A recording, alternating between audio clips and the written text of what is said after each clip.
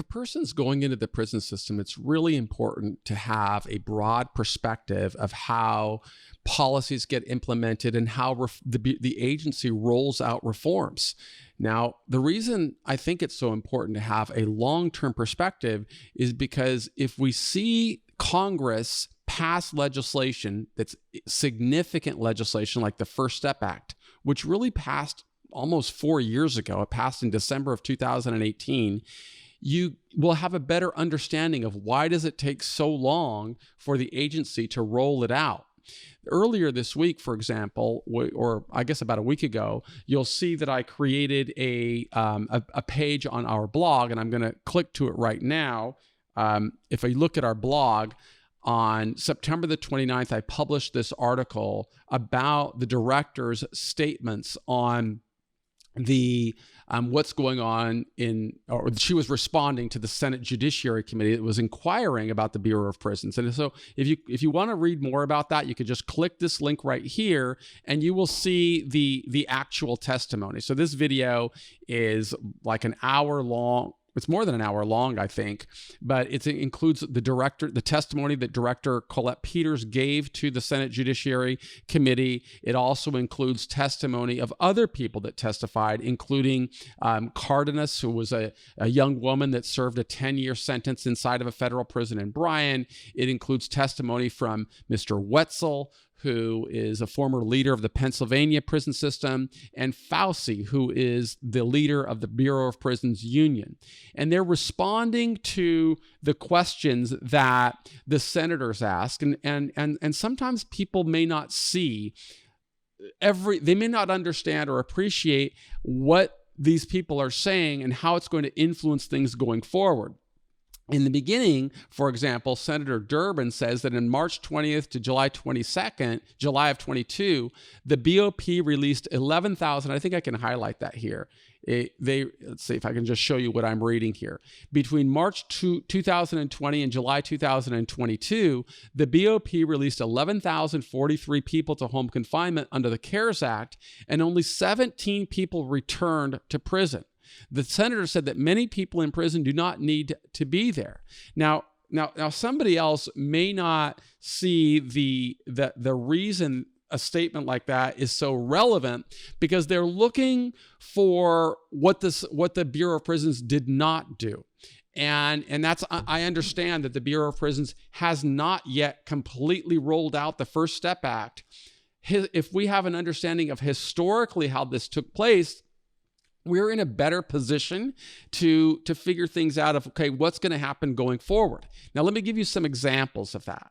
When I started serving my prison sentence back in 1987, we were still under the old law. That means parole was still eligible. There were still eligibility for parole. There was significantly higher levels of good time.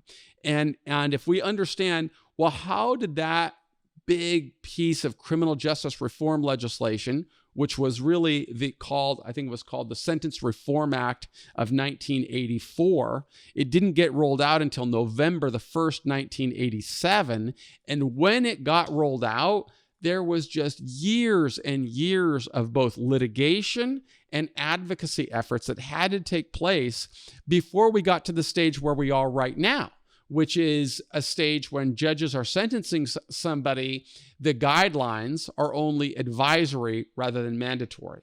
For people who started in the Bureau of Prisons back when the new guidelines first started, the judges, those guidelines were mandatory. Judges had to sentence somebody within that guideline range or go through a series of procedural hurdles to go outside of the guideline range. Now that's not the case. A judge has a lot more discretion, but it took 20 plus years for that change to get rolled out. Since that time in 1987, there have been a series of other prison reform movements that influence people going into the federal system, including the Prison Litigation Reform Act, including the Second Chance Act, and of course now the First Step Act, and many others, both judicial decisions like Apprendi and some of the other ones that really influence the guidelines. But all of these things, they take a long time to get rolled out. And so although we can see something in the Bureau of Prisons that indicate it's getting off to, the First Step Act has taken 4 years. 4 years in the Bureau of Prisons, let's remember in context, what do they have to do? Well, the First Step Act is a major piece of legislation. It's the biggest prison reform legislation in more than 50 years. And I see a lot of hope in it, but I see hope that other people may not see because it's not happening immediately. The earned time credits, for example, is a big complexity. And we're working pretty hard to try and put that together and also try to advocate for people who are going inside so that they can help themselves. Because the reality is that people have to help themselves once they get into that system. And they have to do so in such a way with a broad mind, understanding the Bureau of Prisons isn't always going to do what I want it to do. So what can you do to navigate your way through those complexities? If you don't know what levers to pull, you could be setting yourself up for more challenges. And, you could say, like I've heard people tell me, well, they're never going to implement it. It's off to a rocky start. Things they're not looking at the total, in my view, they're not looking at the total historical context of what's going on and how long it takes to make changes in the Bureau of Prisons.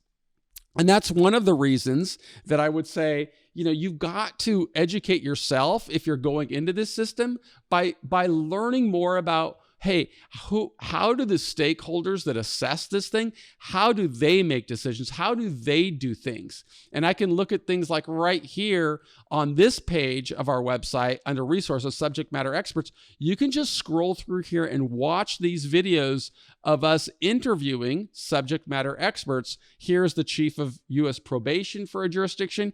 But this one is really an important video. And this is a video that we did with the former director of the Bureau of Prisons, Hugh Hurwitz. And if you click on the link, you can see him talking. You can, first of all, look at the questions that we asked him, but you could watch the conversation of where we're sitting there talking about what's going on in the Bureau of Prisons and why is it so hard to make changes. And, one thing I can tell you that he told me is that there's 35,000 people that work in the Bureau of Prisons. And historically, those people have been trained to really not care too much about people's life after they get out of prison. Historically, that was certainly my experience while going through 9,500 days in prison. The staff told me repeatedly, we don't care anything about your life when you get out of prison. We only care about protecting security of the institution. And, I've written a massive amount of content that is available on our website for free that will show you, hey, these are the strategies that I used to succeed anyway, even when things are not going against us. But we have to define success within the context of the institution where we live.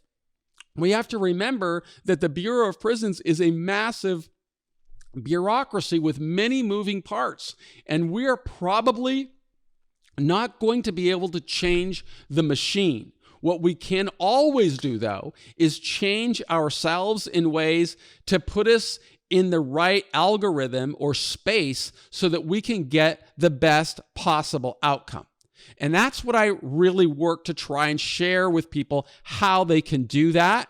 And I hope that you find that messaging through our website. I would never ask anybody to do anything that we didn't do, but you always have to be learning. You always have to be thinking about, how am I going to navigate my way through this challenge?